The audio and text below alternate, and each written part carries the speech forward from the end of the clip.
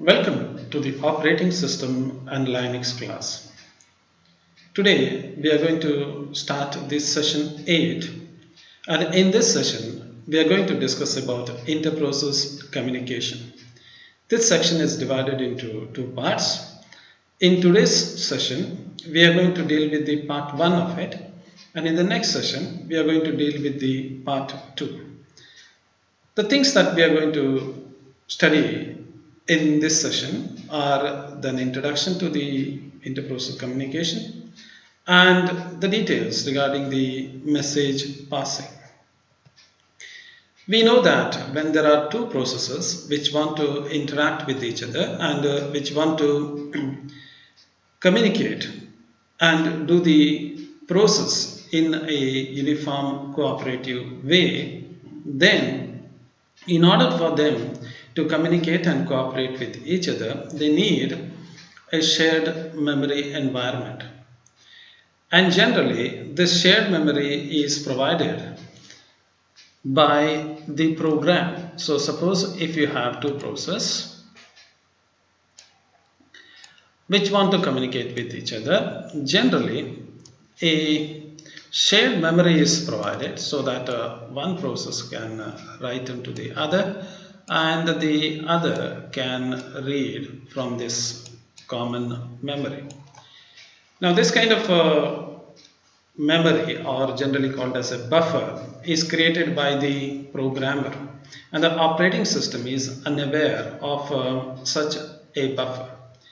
Now in that case what happens is the efficiency of such a communication depends on the efficiency of the programmer, how much effort the programmer has put in developing such a buffer or such a common shared memory, and how that shared memory is being handled will decide the efficiency of such a inter-process communication. Now this is not generally an advised one because every programmer may have their own way of implementing the buffer, and when the system is not aware of such a shared memory, the things may not work in a proper way. The other way in which we can achieve inter-process communication is by using inter-process communication, commonly called as IPC. Now, inter-process communication also allows the processes to communicate with each other and synchronize their action. However, they do so without the use of the common shared memory. So there is no shared memory between them. Now, why this is really required? Now, I have just told you that we have two processes. Let's assume that I have a process here and I have a process here. Let me call this as process P1 and let me call this one as process P2. Now these two processes are using the common memory. That is what we are familiar. So there is a common memory and both of them are using this common memory. Now this idea is simple, and you can imagine that both the processes are on the same machine. So you have process P1 running on the same machine and the process P2 also runs on the same machine. That is why they are able to share the memory between them. But imagine if P1 is running on one machine and P2 is running on the other machine, how can they share their memory? So they are two separate machines. And how do you connect their memories together so that they can share? Naturally, it's not possible to have a shared memory between the two processes which are running on a different machines. In that case, how do we go for communication? In such a case, we can use inter-process communication wherein the two communicating processes do not share the common memory between them. In that case, how do they communicate? So let's look at how do we communicate with each other. Now suppose if I want to communicate with you, if you are there near me in the same room, I can talk to you. But what if you are there elsewhere? How can I communicate? Naturally, we know we are already doing this. We send messages. So I send that message. Somehow that message goes in between and reaches you. The same way, the processors which are running on two different machines can also send message which can be received by the other processors. So this is the idea of inter-process communication. It is generally used in the chat program of World Wide Web. So you are already using this with your WhatsApp and other. So you send message from your side and the other side receives it. Look at the way in which it works. Your machine has a RAM, it has everything. Your machine memory is not shared with your friend's memory, friend's machine's memory. You send the message that is received by the other side and they can send back the message to you and you can receive it. Still the communication takes place. Okay, so message passing system, the way in which it works is it allows the processes to send the messages from one system to other without using to the shared memory. Okay, so they are able to accomplish this by passing the message from one process to the other process. Okay, now this communication generally does not take inside the kernel. Now let me give you a small idea about what is kernel and what is a user. So whenever we think of the operating system, there are two levels that you must understand. In any of the user program, there will be two levels. One is called as the kernel. So this is the usually called as a core. The other one is called as the user. There will be two levels.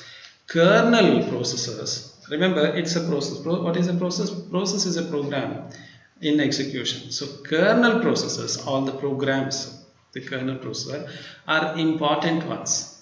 So you know very well, if at all you want to run your machine, somebody has to take care of the RAM, somebody has to schedule the process for CPU, somebody has to communicate with the all peripheral devices or the output devices. Now all these processes are important one, because if they are not performed, nothing is going to happen. So where are they? They are part of the operating system. They are part of the core of the operating system. That is why we call them as a kernel. Now you know the nuts, if you have seen the nut for that matter. So I won't try to draw the nut here. So in the nut, inside that nut you have the kernel. So outside you have the shell. So outside this you have the shell. You take for any nut for that matter, cashew nut or any other nut. So outside you have a shell. Inside, that is a kernel, that's a core. That's the one that is going to do the needful things. So if the plant has to grow, it is the kernel which will spout out, and then it's going to give birth to the maybe plant and so on. Okay, so the same idea, you have the core of the operating system, that is called as the kernel. Now all your program, like your Word, Excel that you are starting, your Internet Explorer or Firefox, Chrome or your music player, whatever use that, all are user program. They are not the essential ones. Without music also the computer can work, but without the communication with the input output device, your computer cannot work. So they are called as a kernel process. Now coming back to the message passing, the services that are offered in the message passing are not generally considered as kernel process. That means it is not considered as the core of the operating system, but they are given certain privilege, that's all. Okay, whenever we want to communicate, the two things are important. Now if at all you want to send a message, there must be a way in which I can send a message. Now if you are writing a program, there must be a function that can send the message, and there must be a function that can receive the message. How you have studied about C programming, how you have a scanf function that allows you to input, receive something, and you have printf function that allows you to display something out.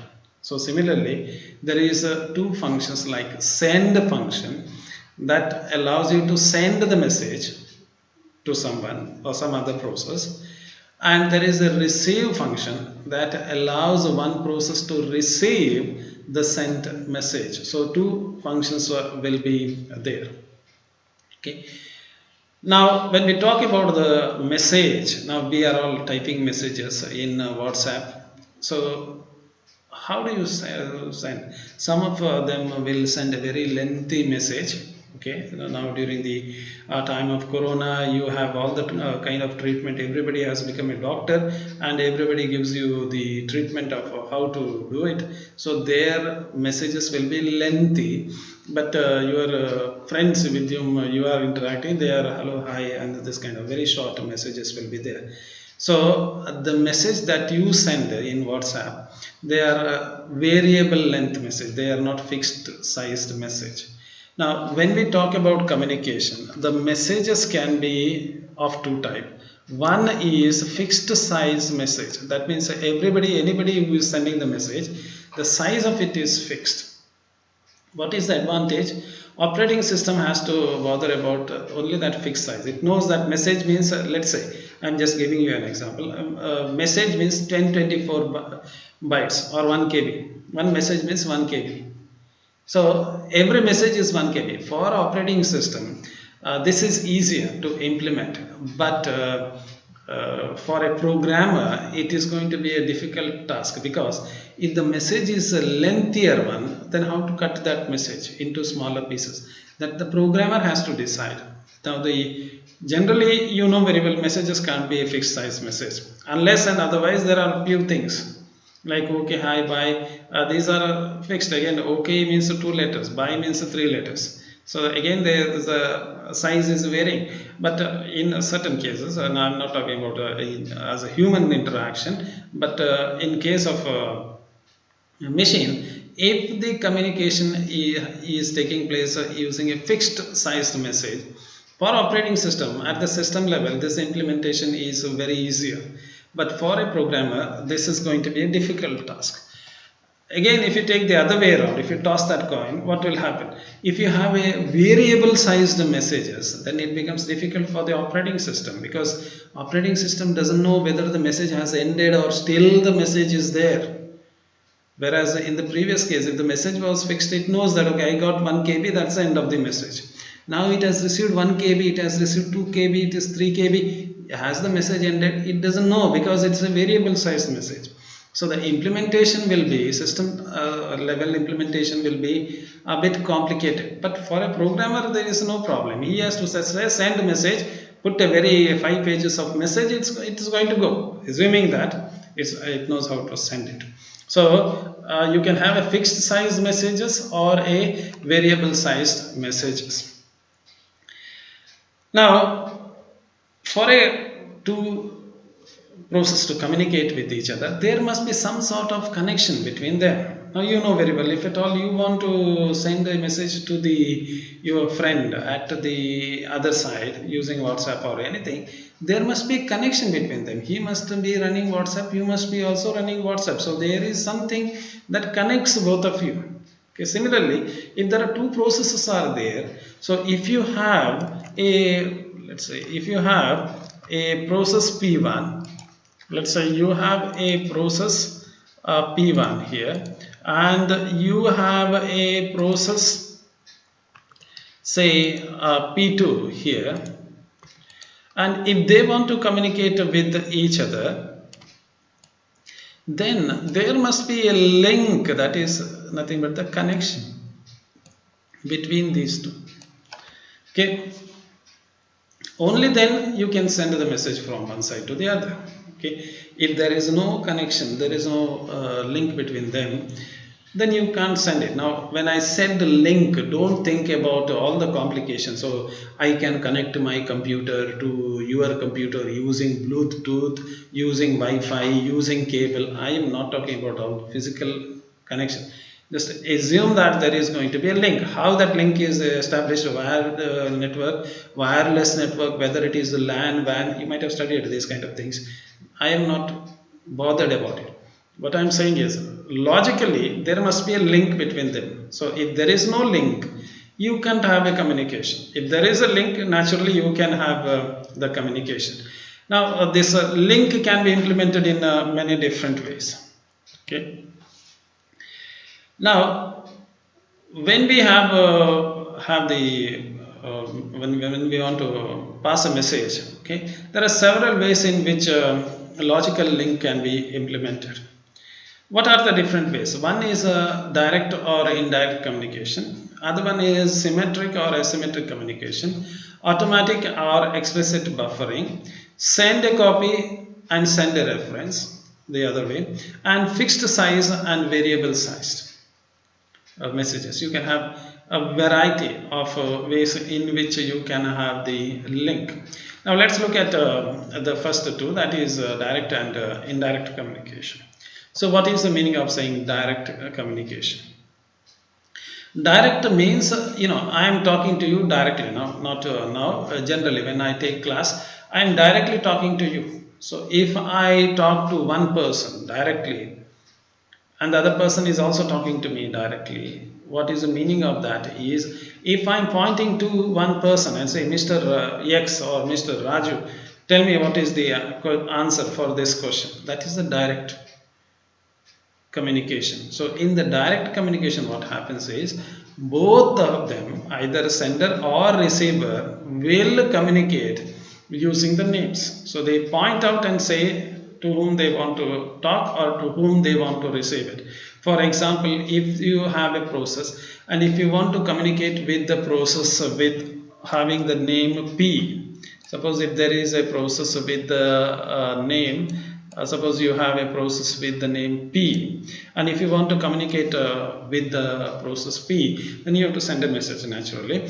So how do you send the message? Is you say send to the process having the name P. So send the message to this P. So how do you say that? You send the message to the process P. In the same way, if 100 and 1000 process may be sending messages to me, but I want to receive from one particular process. So if I say receive Q message, means I want to receive a message from Q, not from any other. So here, assuming that P is the name of a process and Q is also a name of the process. So in whether it is a sender or a receiver, both of them will specify the name of the other process.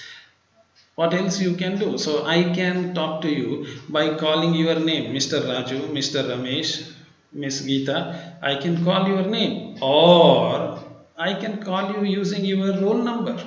Okay, Mr. 101, Miss 105. I can do it. Okay, roll number also can be used for reference. It's not wrong. But in direct communication, what we are using is we are using name of the process. Okay. Now, when we have this direct communication, the link between the two processes, suppose you have two processes here. So let's assume that you have a process, one process here, other process on the other, and there is a link between these two processes. So this link between these two processes have certain properties. Okay, so what are those properties? Okay, link is automatically established between every process which want to communicate. Okay, so when I say send the message to P, that means me and the process P are linked together. When I say receive from the process Q, that means the link is automatically, so there is this link, that communication that is automatically established. I don't need to know the ID of the process. So if I say, for example, if I say, Mr. Raju, what is the answer for this question?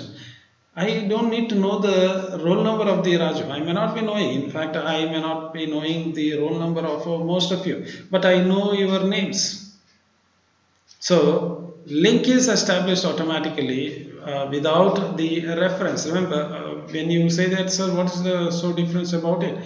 Now, generally, whenever we talk about programming or anything, we generally use the ID.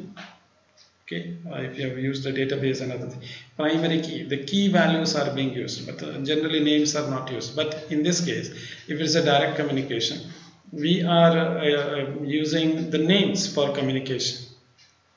The next one is a link is established between two processes. So you don't have an intermediary. So this link is between two processes. So you have a process P here, you have a process Q here. That is the end of it.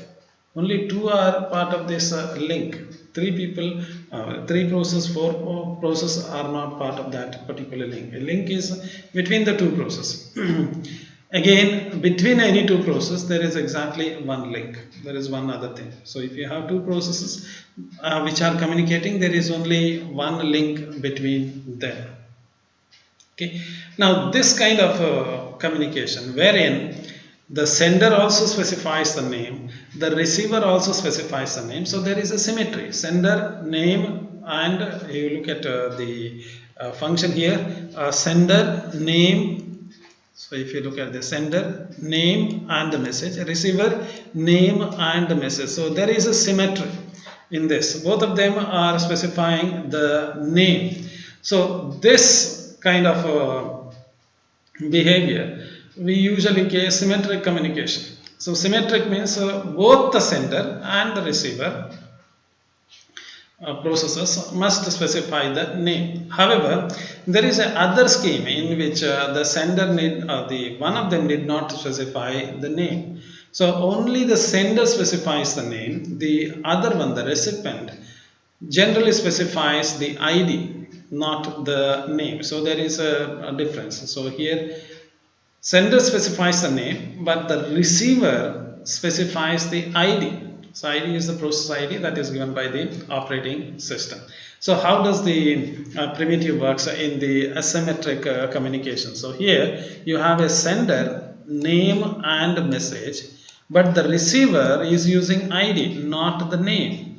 So ID means every process that is created by the operating system has something called as program ID, PID. So program ID is a unique ID given to the process by the operating system. How all of you have a unique roll number, you may have same name, two of you may have the same name, same extension, same everything, but your roll numbers will be different. So similarly, you may start the Microsoft Word 10 times by double clicking on the Microsoft Word icon or the shortcut, but process ID of all those 10 Microsoft Word instances will be different. All of them are Microsoft Word, same name, but process ID, which is internally maintained by the operating system, will be different. So in this case, this is called as asymmetric addressing. The reason is one of them specifies the name, the other one specifies the ID. So what are the disadvantage of symmetric or asymmetric communication? Now remember, this is a kind of fixed communication. So we have something called as coupling. Okay, they are tightly coupled. So one is connected to the other. You cannot change it if it is a symmetric. Both are otherwise also. This kind of thing that is not supporting modularity. Now remember, if at all you want a flexible system, not the rigid system, you have to make it modules. So if you can create a modular approach, or if you can create a solution which is modular, which is much easier to build as well as easier to debug. However, this kind of symmetric and asymmetric communication does not support it because there is a direct coupling between them. Also, just imagine what will happen if the name changes. So this is going to be a very different problem. Suppose if there are two processes P and Q, they are communicating, and suddenly P changes its name and say that I am L now. What will happen?